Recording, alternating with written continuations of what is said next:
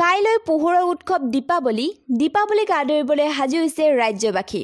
ব্যস্ততা বাঢ়িছে মৃৎশিল্পীসকলৰো। সেই সময়তে কলাইগাঁৱৰ এগৰাকী মৃৎশিল্পীয়ে হাতৰ পৰিৱৰ্তে এবিধ বিশেষ যন্ত্ৰৰে সাজি উলিয়াইছে ৰং বিৰঙৰ বিভিন্ন আকাৰৰ চাকি। দৰঙৰ কলাইগাঁৱৰ গৰুবান্ধাৰ এইগৰাকী শিল্পীয়ে যন্ত্ৰৰ সহায়ত নিৰ্মাণ কৰি উলিওৱা মাটিৰ চাকিয়ে বৰ্তমান বজাৰত বিশেষ সমাদৰ লাভ কৰিবলৈ সক্ষম হৈছে। কলাইগাঁও গৰুবান্ধাৰ নৱকুমাৰ পাল নামৰ ব্যক্তিগৰাকীয়ে প্ৰথমবাৰৰ বাবে প্ৰায় 4 লাখ টকা ব্যয় কৰি কলিকতাৰ পৰা বিশেষ যন্ত্ৰবিধ আনি ঘৰতে নিৰ্মাণ কৰি উলিয়াইছে আটক ধুনীয়া মাটিৰ চাকিসমূহ। এই মাটিৰ চাকিসমূহৰ দ্বাৰা এদিনতে প্ৰায় 3000ৰ পৰা 4000 পৰ্যন্ত মাটিৰ চাকি সাজিব পাৰি। লকডাউনত আমি মেচিনটো আনিছিলোঁ। মেচিন অনাৰ পিছত লকডাউনত কাম বন্ধ গৈছে। মোটামুটি 2 মাহমান হৈছে কাম আৰম্ভ কৰা হৈছে। আৰু মেচিন কেইটা আছে? মেচিন 3টা আছে। বনোৱা মানুহ আছে।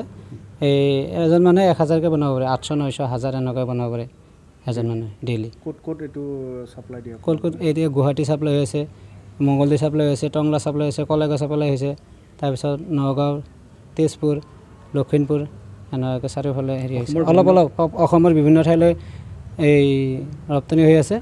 আৰু তাৰমানে আমি যথেষ্ট মানে লকডাউনৰ কাৰণে বস্তুটো বনাব পৰা নাই।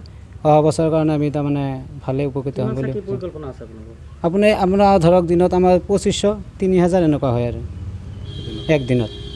আপোনালোকে যিটো চাহিদা কেনেকুৱা আপোনালোকৰ? চাহিদা মোটামুটি যিটো আমাৰ মৃৎশিল্পীবিলাকে হাতেৰে বনোৱাতকৈ এইটো বস্তুটো তাৰমানে মেচিনত বনোৱা হয়। তাতে ফুল আছে, ধুনীয়াকৈ ডিজাইনটো ভাল আছে আৰু গ্ৰাহকে হয়তো বস্তুটো চাই ভাল পায়। সেই হিচাপে বেছিকৈ চাহিদা লৈছে আৰু বস্তুটোৰ ওপৰত। মাটিটো ক'ৰ পৰা আনে? মাটিটো আমাৰ ইয়াৰে লোকেলৰ মাটি আছে।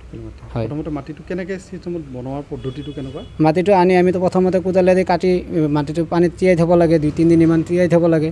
তিয়াই থোৱাৰ পিছত সেই মাটিটো তাৰমানে ধুনীয়াকৈ মিক্স হ'ব। মিক্স হোৱাৰ পিছত সেইটো আকৌ মেচিনেৰে আমি মাটিটো ৰেডি কৰি লওঁ। ৰেডি কৰাৰ পিছত তাৰপিছত মেচিনেৰে বনাওঁ। এই ব্যৱসায়ী ইয়াতে চাকি তাকি বনোৱাৰ হেৰি এটা নতুন পদ্ধতিৰে আৰম্ভ কৰিছে, কি ক'ব? নাই, এই বিষয়ত আমি তেখেতক আমি উৎসাহ জনাইছোঁ।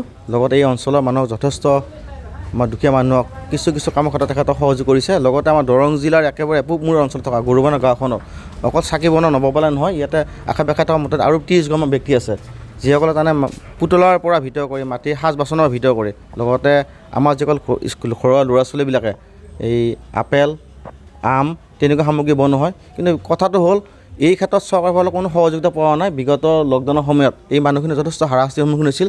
চৰকাৰৰ ফালৰ কোনো ব্যৱস্থা লোৱা হোৱা নাই। যিহেতু এওঁলোকৰ এই ছিজনটোৱে তেওঁলোকৰ বছৰটো ইনকাম কৰি লয়। আমি জানাত সৰুৰ পৰা দেখি আছোঁ, বোলে 3 মাহ কাম কৰে, লগতে 1 বছৰত তেওঁলোকে ইনকামটো খাব পাৰে। ল'ৰা ছোৱালী পঢ়াৰ ক্ষেত্ৰৰ পৰা হওক, বিভিন্ন ক্ষেত্ৰত তেওঁলোকে সহযোগিতা হয়। কিন্তু চৰকাৰে এই ক্ষেত্ৰত কোনো সহযোগিতা কৰা নাই। আমি চৰকাৰক দাবী জনাইছোঁ তাৎক্ষণিকভাৱে যে এই শিল্পীসকলক চৰকাৰীভাৱে কিছু অনুদান দি বা লগতে বেংকৰ পৰা কিছু লোন দি একেলগে আৰ্থিকভাৱে স্বাৱলম্বী হোৱাৰ ক্ষেত্ৰত সহযোগ কৰিব লাগে।